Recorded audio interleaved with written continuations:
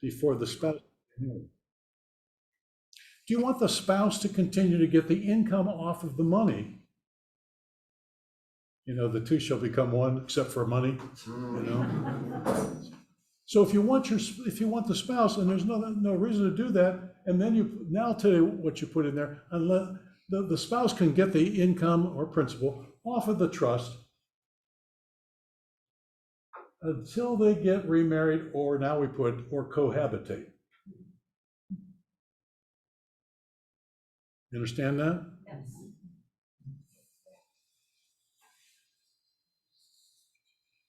That's kind of like managing this a little bit from the grave. That's really what it is. Am I in trouble? No. Being recorded is a dangerous thing. So this portion that you can write. For example, a lot of people say, I want the money for my child or children. Let's just talk about one, and they can have money.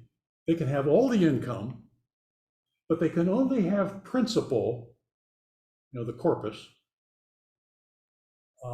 under the following circumstances. And there's what they call an ascertainable standard, which is the run-of-the-mill health, maintenance, education, welfare kind of things. They call that an ascertainable standard.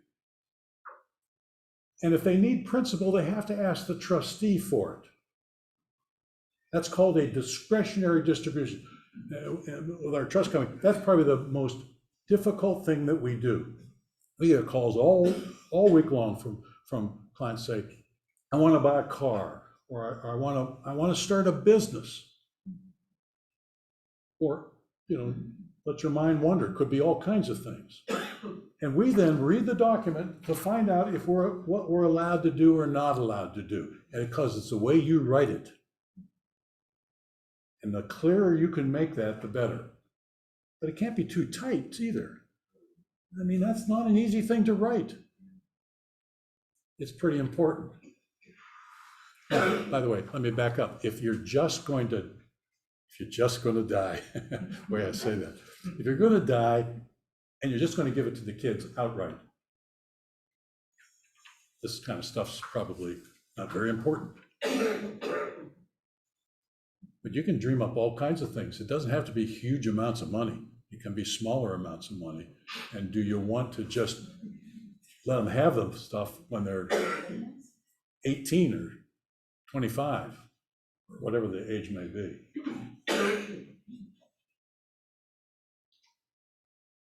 And I said, if you have things in a trust, anything in a trust avoids probate and all that stuff, and the cost and if you go through probate, it will be public record. So there's a privacy statement there, a privacy issue. Then there's special needs planning. The special needs trusts are really kind of neat.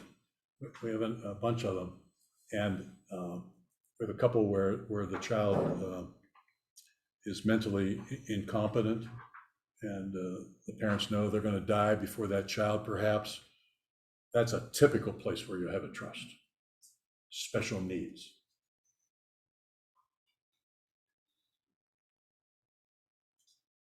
And then we're going to outline later some of the charitable gift planning items that I know some of you are very interested in. And you can also have asset protection. You know, if you have an automobile accident, you know, you're driving off the road back there, you know, there are certain asset protections that some of these things can benefit you. And obviously, if there happens to be federal or state estate taxes, it reduces lots of ways to do that and almost eliminate it. Here's the complex, next page is the complex role of a trustee. They determine, we're talking about discretionary distributions, an ascertainable standard that I was talking about.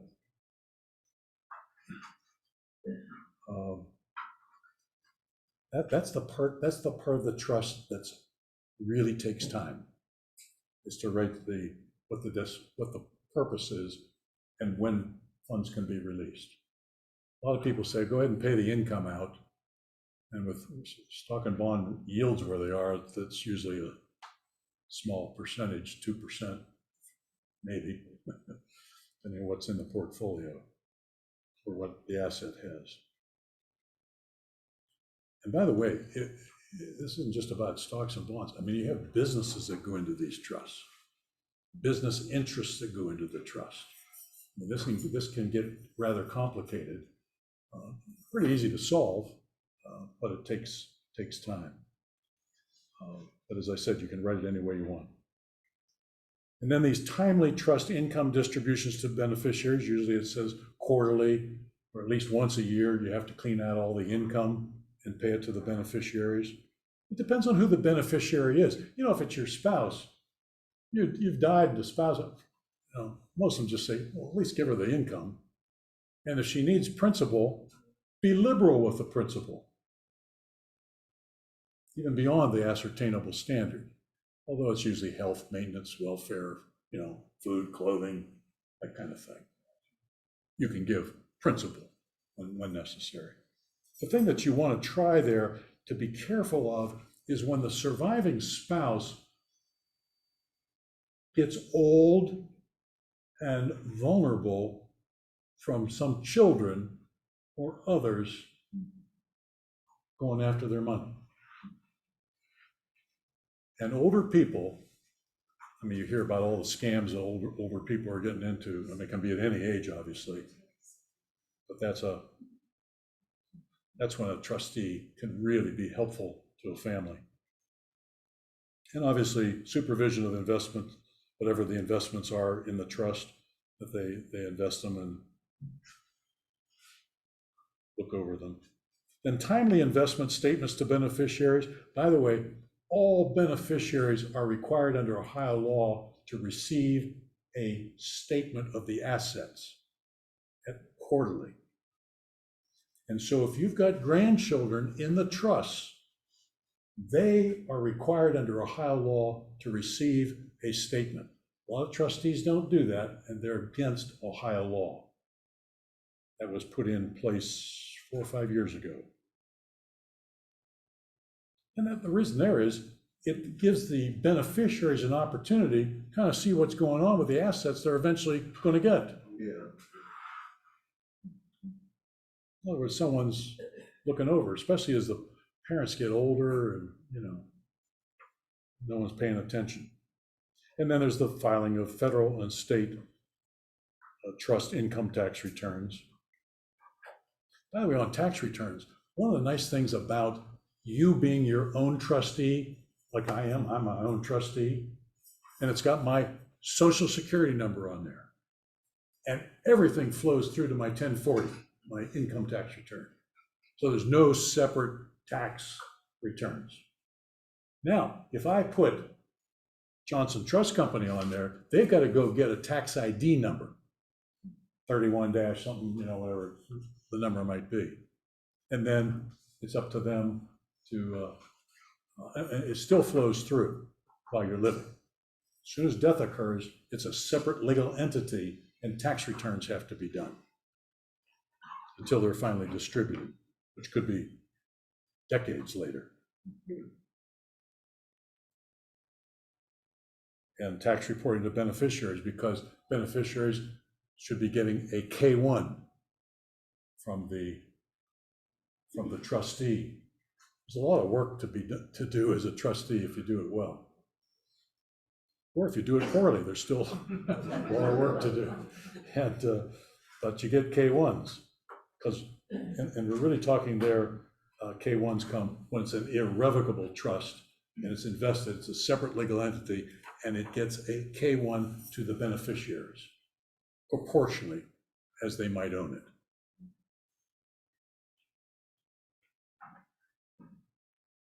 And then you have to determine which trust for which distribution. This can be a little tricky, and a lot of the individual trustees, they've got, you know, they die and they put that portion which is not subject to tax in the B trust and everything else into the A trust. And the B trust will never have tax on it, and that's the one that should have growth involved in it. And that's not the one you want to pay anything out of. because it's going to escape taxes, state taxes we're talking about. It never escape income tax, by the way, ever. Unless you live in Florida, I guess. So this very important that you know which trust to take money out of. You start taking it out of this one, all you're doing is you're using up tax-free money that passes tax-free. Do it out of this one. Or if there's an IRA, would take it out of there. But don't touch that, as they call it, the B trust. All right? What's the difference in A trust and B trust? Well, the B trust is the one that if I die, I put part of mine, put it in a B trust. Janet keeps getting income off of that and principal if she needs it. But the trustee, if they got any brains, won't touch that for principal. Probably get all the income off of it. Then over here is part of my wife's estate when she dies. That's the A. This is the B. Sometimes they call them family trust, residual trust. They got all kinds of names for them. Usually the AB trust. It's the one that escapes a tax, a state tax, that you don't want to be giving them a lot of money. That drain this one first, which is subject to tax. This one isn't subject to tax. That's the old AB trust. Most standard trust documents have that in there. And by the way, with the law today at $22 million, it doesn't make much difference about taxes. But if that comes down, like it was not very long ago, it's can be a different ballgame. Okay.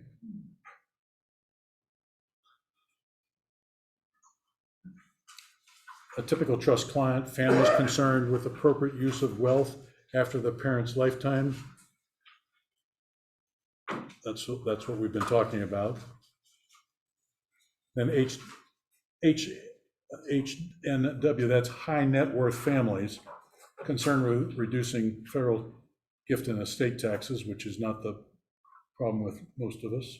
Private business owners, trust to implement the succession plan for voting control of the company or property. And here's where it really gets messy for families, or the vacation home. When you have one child, not a problem. You have two, 3, 4, we probably have about 100 people like that now, where the family is in conflict. You know, you got 3 kids, one lives in Montana, never been to the property in the last 5 years, could care less. And one of the other kids is kind of in charge, you know, because they like going there to that family vacation spot. And then it needs a new roof or substitute, whatever. And then they split the bill 3 ways. The one in Montana is not real happy about getting that bill. And the answer always is, you guys have got to sell that place and give me my share of that property. I would say almost 100% of the vacation properties with multiple children, this is a big issue. And while you're living, it's never an issue because you're in charge, you're paying the bills, and the family loves to come and be with you. And then you both die, and they get stuck with bills. Or they all kind of live in the vicinity, and they can't agree on who's going to be there over the 4th of July. I mean, it's a problem. It's a big, big issue. This is true of timeshares. Pardon me? Timeshares. Timeshares. Oh, yeah, same thing. Yeah, timeshare. Whatever asset it is. So this says control the company, but that company gets even more complicated. Is there any way to establish a separate fund? Yes. Yeah, in fact, I just had one of our clients in Michigan that has a Michigan plane, lives in Naples, and she's 83, she's a widow, and they have a place up there, and she just put a whole bunch of money, took part of her lifetime exemption of $11 million, which you can use during your lifetime or at death. And quite frankly, a lot of people have a lot of money. they're taking the whole 22 million and getting rid of it. Because if it goes back down to 6, they've lost the opportunity to pass assets on that. So this lady I'm just talking about, we talked to her last week. We just funded this in August, a big chunk of money for that Michigan project. There are 6 children in that. 2 don't go there.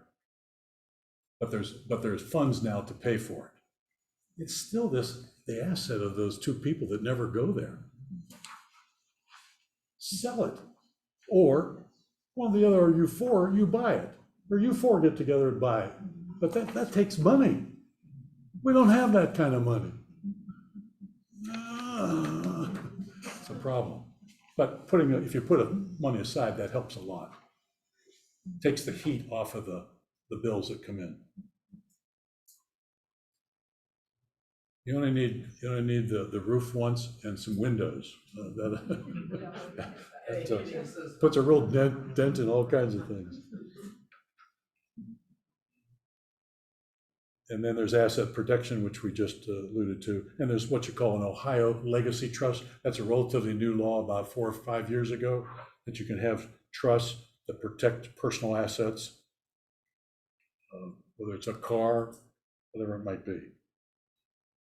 And then individuals interested in leaving a charitable legacy. And we're going to talk about that in a minute here. How to increase your current income from what you're currently receiving. There's ways to do that.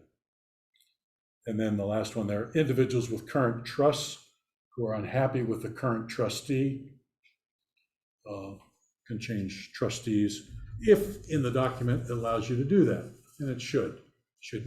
You should always have the ability to fire somebody if they're not doing a good job.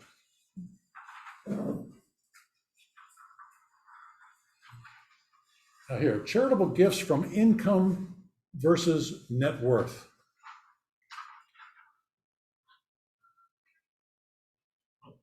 You can make gifts. That's what people do all the time here at church. They write checks and they give them. That's a charitable gift from income. We can also do it by net worth. And obviously, cash flow is a big deal, and so is net worth. About do I have enough to get by on? And furthermore, on those subjects,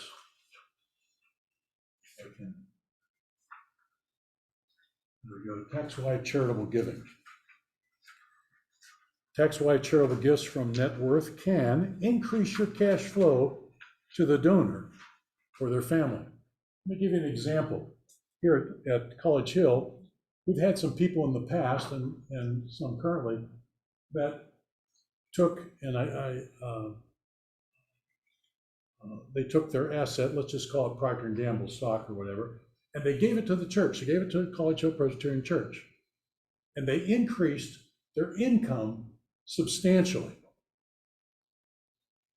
In other words, they were getting, like, say, 2% on P&G, whatever, and then they're getting 5 or 6%. When they did that, it was 5 or 6% at the time.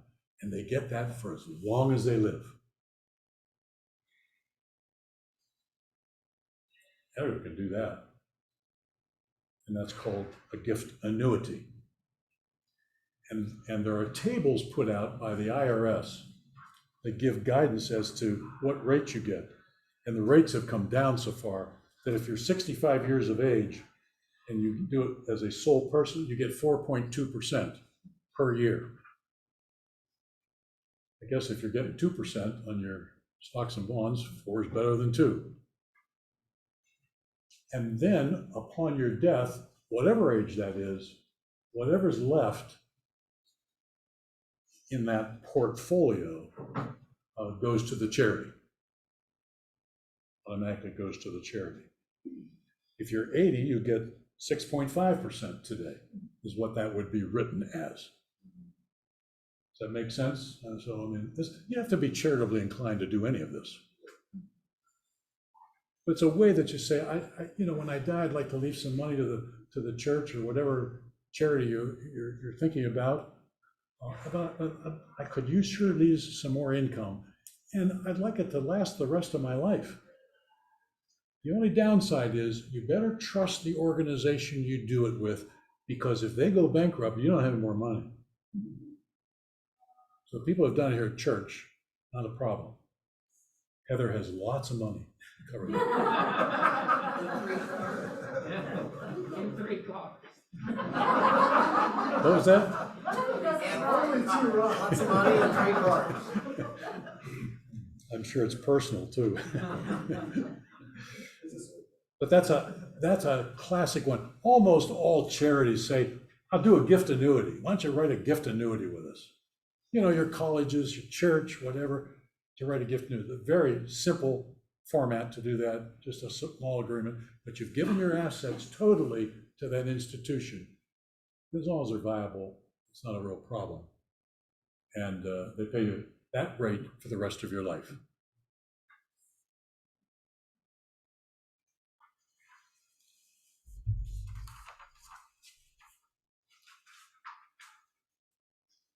Here are the Go back one. the back one. Did I go too fast again?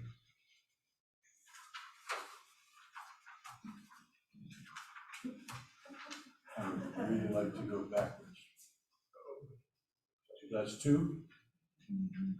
Go forward. Again. One more. Did I not go? No, it's my computer. Go one more. One more.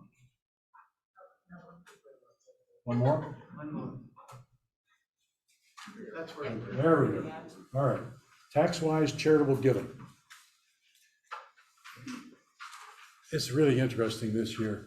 Do you know the IRS last year and this year, not next year, just those 2 years, you can wipe out all your income, all your taxable income can be wiped out, because you can give up to 100% of your adjusted gross income. Your adjusted gross income is your wages, dividends, interest, Social Security, you add it all up, that's your adjusted gross income, that's your total income. If you give that same number to charity, it's 100% deduction. It's a great opportunity this year. We have a lot of people doing that. You gotta, by the way, you gotta have some assets that you're willing to do that with. That's not on this page, a piece of paper that you're looking at. But the law does say, which they changed it a couple of years ago, that you can always do 60% of your AGI. You can do that next year, unless this week they changed the tax laws. It's 60%.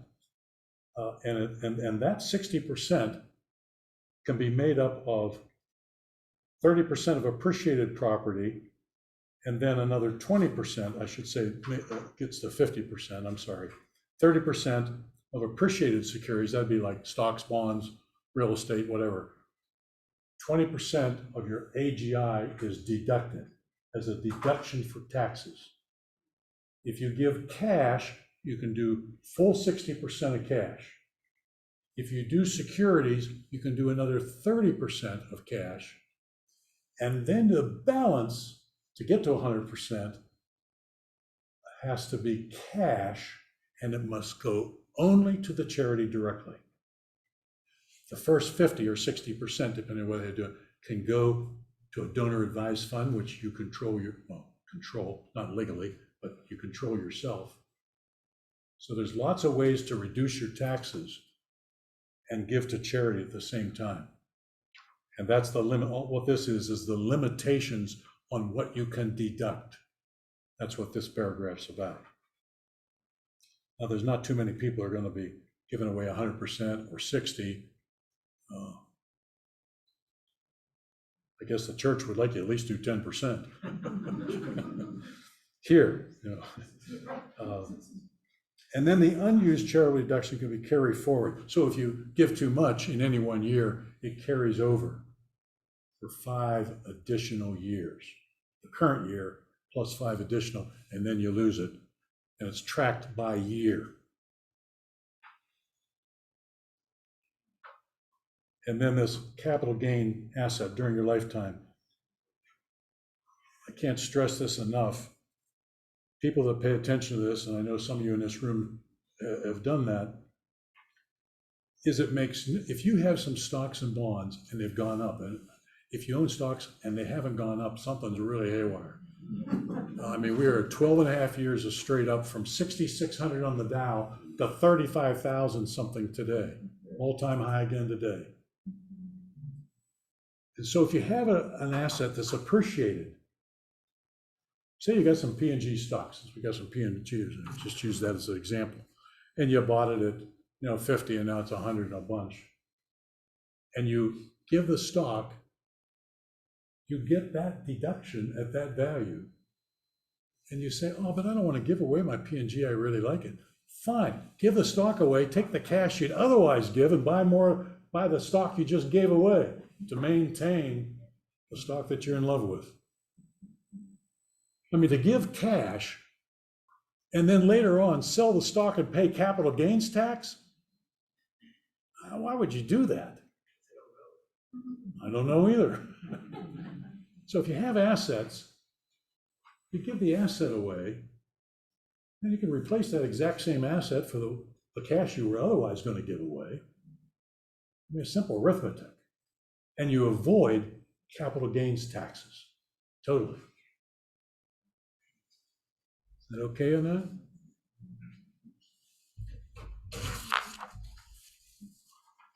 My husband, the spreadsheet guy, keeps meticulous care of when things split Yes. and, Yes. what it was, what the basis was, how early, and decides which one of those goes when, That's right, yeah. It's simple math. Yeah.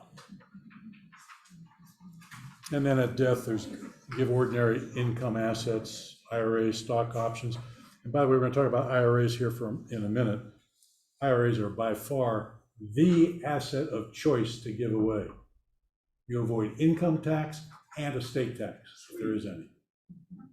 It is absolutely the asset of choice to give away.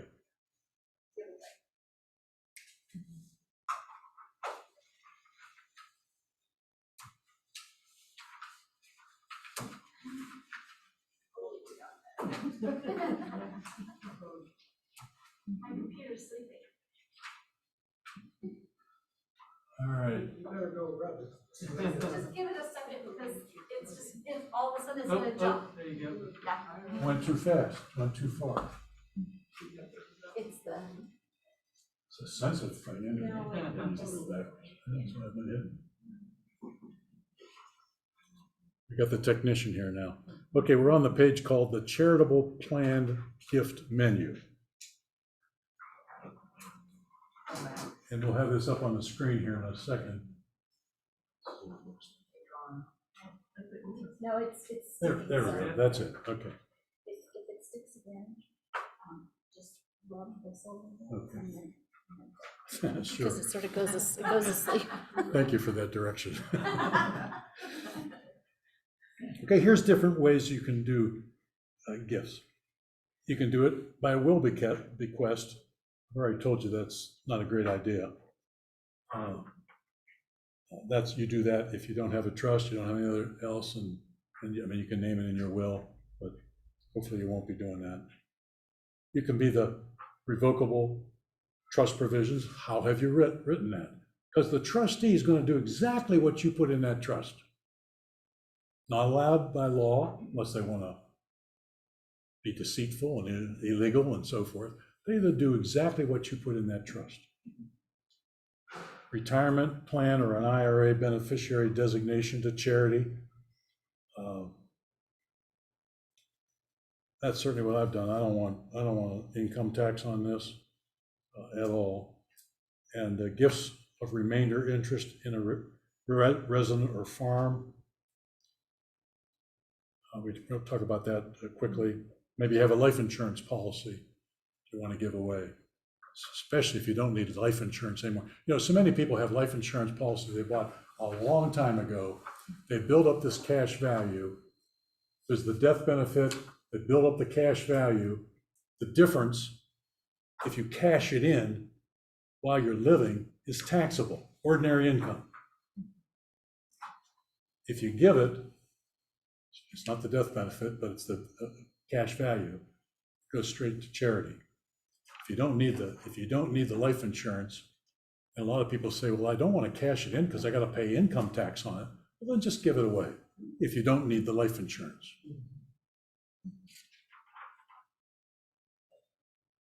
You know, your kids are 60 and you're 80, and you're just waiting to collect someday. You know, and you won't hurry up and die. You know? Good one to take a look at. You can make a charitable gift, but you can keep the income. This is really quite nice. Well, that's a little bit like that gift annuity. There you were making a charitable gift and keeping the income. You could do this with a charitable remainder trust, some charitable gift annuities, which is what I talked about before, gift annuity, and there are pooled income funds. You can give the income to charity, but you could keep the assets for the family. Some people say, I've got enough income, but I don't want to give away the asset. I want to give that to my kids. And you can do that and get under a charitable lead trust, and you can get a tax deduction for a portion of the value of the gift. Or you can make a charitable gift when you need the deduction, but distribute the gifts later or over multiple generations. And that's when you have a private foundation or a donor advised fund. Donor advised funds have gotten very popular.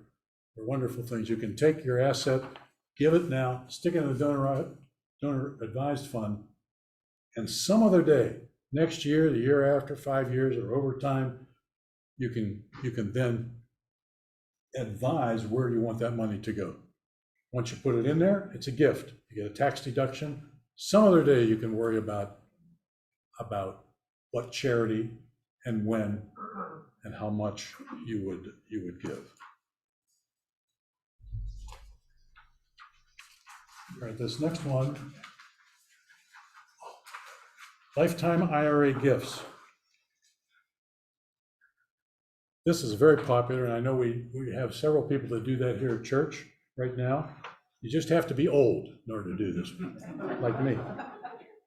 A tax-free qualified charitable deduction, a QCD, from an IRA is permitted within limitations. You have to be at least 70 and a half years of age, and it can only be made from a traditional IRA. It's not a Roth IRA, it's a traditional IRA.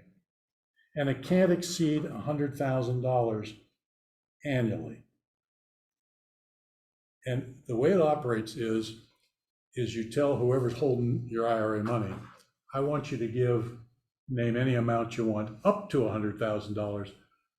College Hill Presbyterian Church, I want you to give them $50,000 or $10,000 or $2,000 or whatever the number is, and they'll give it directly. It never is part of your adjusted gross income on your tax return. That's the benefit. Even if otherwise you would have comes in as income, and then under deductions, you've got it as a deduction. The problem is you've briefed up your adjusted gross income, and that number appears as the top number on your Ohio State income tax return. So what you really are avoiding is one, not raising your income into another tax bracket, perhaps, and avoiding Ohio tax or whatever state you happen to be in. Does that count for your RMD? Yes, Do you count that it as- counts for your RMD up to 100,000.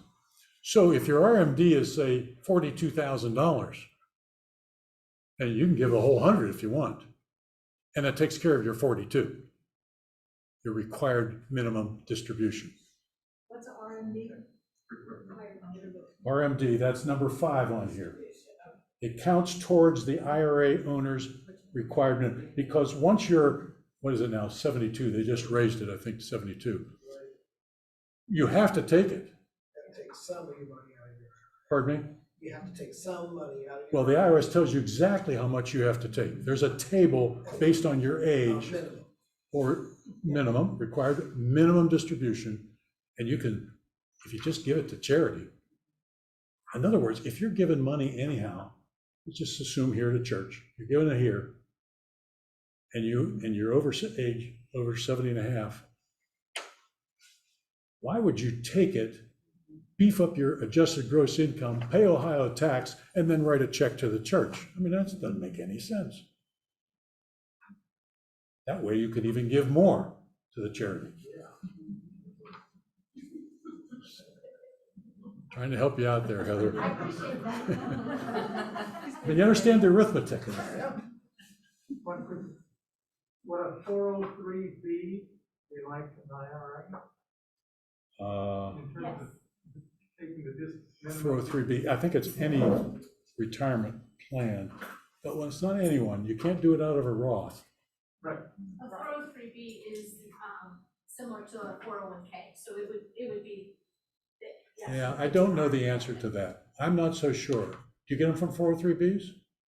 Yes, Really? You're right, it's basically like a 401K yeah, for teachers.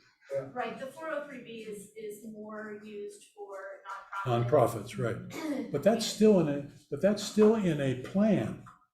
I thought you had to roll it to an IRA. I thought they just could come out of IRAs, traditional, because you're still in a plan. You're not allowed to, I don't think you're allowed to mess around with a plan if you're already in a plan with an employer. Right, I but mean, once my you employer, retire- I can't touch my retirement plan while I'm there because I'm still employed. Yes, but once you're retired, Then you got to roll it to an IRA, yeah, you would roll it to roll an an IRA. IRA, and then you take it out. That's the most I know.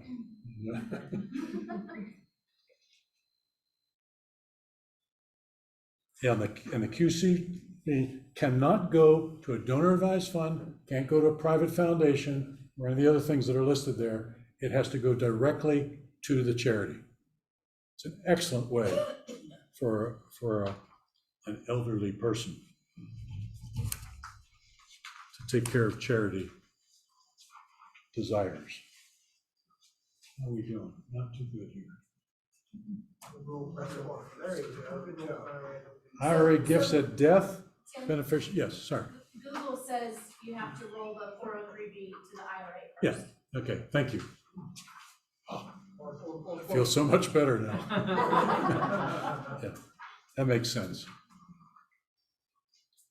Here, IRA gifts at death, now we're back to the beneficiary designation. It is absolutely the one to eliminate income tax for your heirs. And by the way, under the new rules, if your kids inherit your IRA, they got to take it out in 10 years. It used to be over a lifetime. It's 10 years now. And there's other assets you can give them. This escapes the income tax part. You can give them securities, and under current law, it's been true for my entire lifetime. When you die, there's a stepped up cost basis on all assets that you have, stepped up to the market value today. If I have P&G stock or anything that I own, could be a painting, could be a piece of real estate, could be. If I decide I'm going to give you some stock, you're one of my kids, I give you some stock. Your cost base is my cost base. Your date of acquisition is my date of acquisition.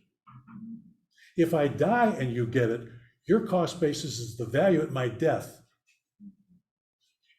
And your cost and your acquisition date is the date of my death.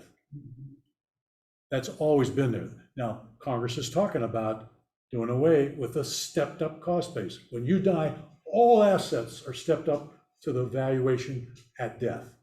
The last thing you want to do is highly appreciated securities, start giving them to your kids before you die. That is really, that makes no sense at all. I might want to do that when you're younger, but if you're older, why would you do it? Let it get the stepped up cost basis. I mean, otherwise they have to pay capital gains tax. If you give it to them while you're living, and then they turn around and sell it, which they probably want to do at some point, it's my cost base. And I might have bought it 30 years ago.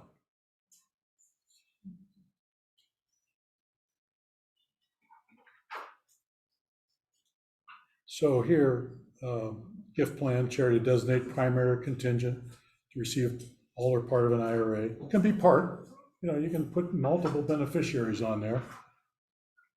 Donor benefits, avoids income tax and state tax, and so forth.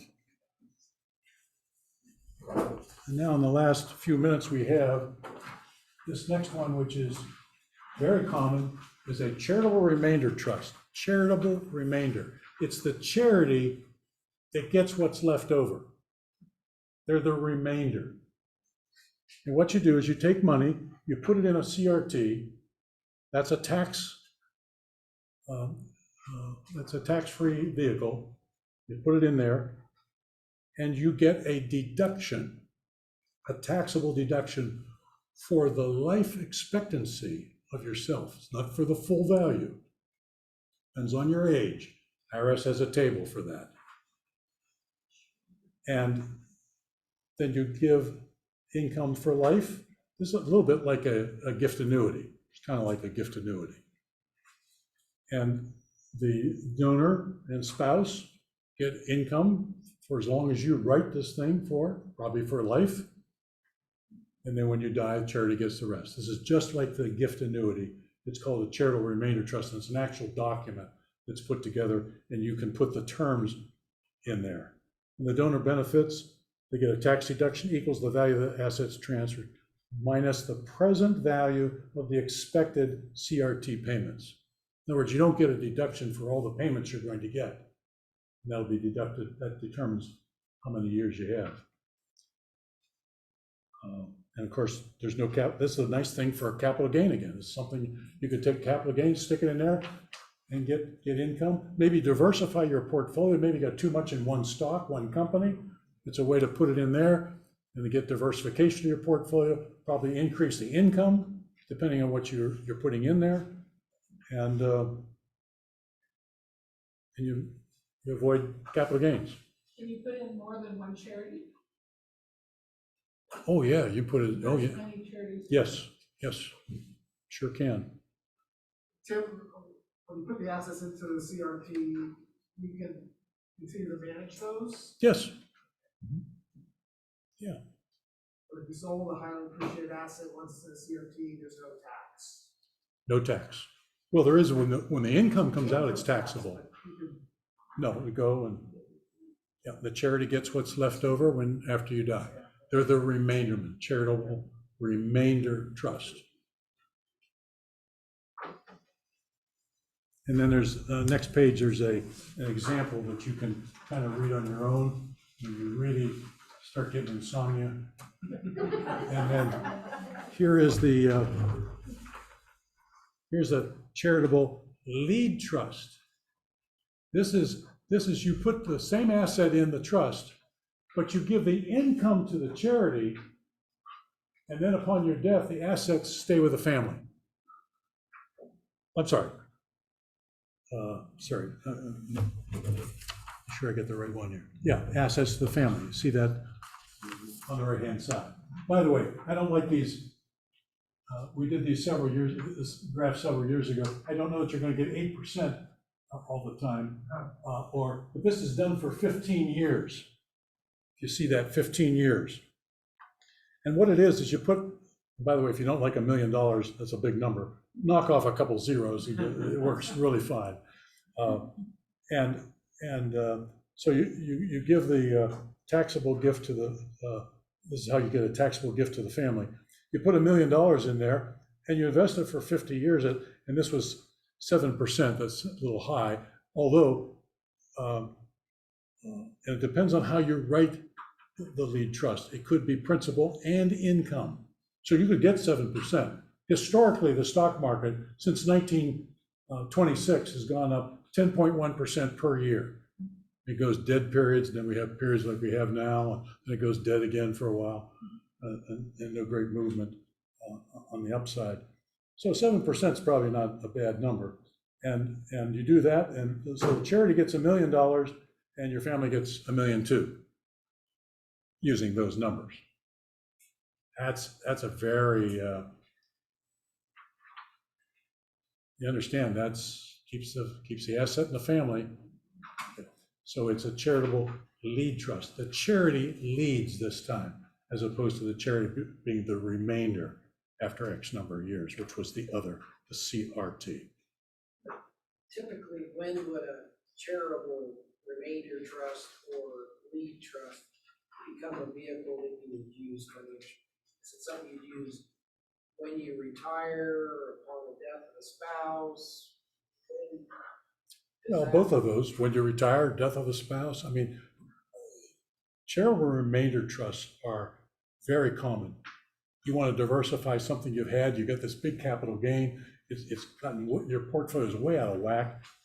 There's no diversification. The people stick it in there, redo the portfolio in the charity, in the trust. Maybe increase their income, lots of times do that. Maybe take an asset that's been, like Google, that doesn't pay a dividend. You know, that thing's gone crazy. You put that in there, you get 5, 6, 7%. So it's a way to get income for a long period of time. I mean, hopefully what you sense from this, there's lots of ways to do things, and everybody's situation is unique. It's very hard to standardize and say, oh, here's something that worked for all of you. You know, just not the case. Obviously, this last section here, you've got to be charitably inclined for any of this to work. And it goes back to the very first thing that I showed, very first slide is, how much is enough for each of your children, for those of you that have children? That's a big deal. We have people that say, I'm going to give each of the kids a couple $100,000 and the rest is going to charity. Other people say, I want to give them every possible dime I can give them. You can drive a truck through those two examples. And so we're out of time. I hope that's helpful to you, that, you know, I mean, if nothing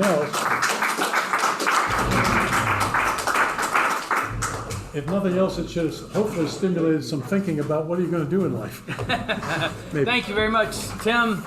And you want me to make that part of the gift? Sam, all right. Sam just. Okay. Yeah. All right. So who's the winner of the bank? Is whoever's birthday is closest to today. Whose birthday is closest to today? Dave Snyder. When's your birthday? No. Whose birthday is in October? Dave, your birthday's in October. What day is it? 4th. The 4th? When's? Okay, Dave Snyder. What about if they have a November? Anybody have a November birthday? Bill and Gwen. When's what day is yours, Gwen?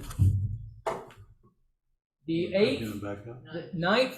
Oh, I think she's got it. What? When's yours? 23rd. The 23rd. All right. So Gwen, you get the bank. You can give this to whomever you want. You can keep it yourself. It gives you all that you need for all the 4 areas of saving. And Dave, this is then your gift, a great book that Tim Gaynor recommended last time from Randy Alcorn. All right, well, thank you again, Tim, for coming, and we'll do this one more time next Thursday, and we'll have some folks from First Financial who are here, which is our new bank that we use as a bank, and what are they going to give to everyone that's a part of the? We're talking about it tomorrow. Oh, okay. We'll find out. You'll find out on Sunday. But this is a good. This next one is one that's a really good one for, particularly to bring kids, grandkids, because it's financial literacy. You know, it's just what's the basics of things, of savings and checking and credit, and what does all that mean? Those kind of things is what they'll be doing. Anything else that? Mortgage loans, credit, how to establish it, how to fix it if it's bad, some of those basic things. So for you or anybody else you might want to bring with you is a great opportunity. And for those of you that are disappointed that you didn't get the bank, we have one more bank to give away next week also. All right. Well, thanks again, Tim.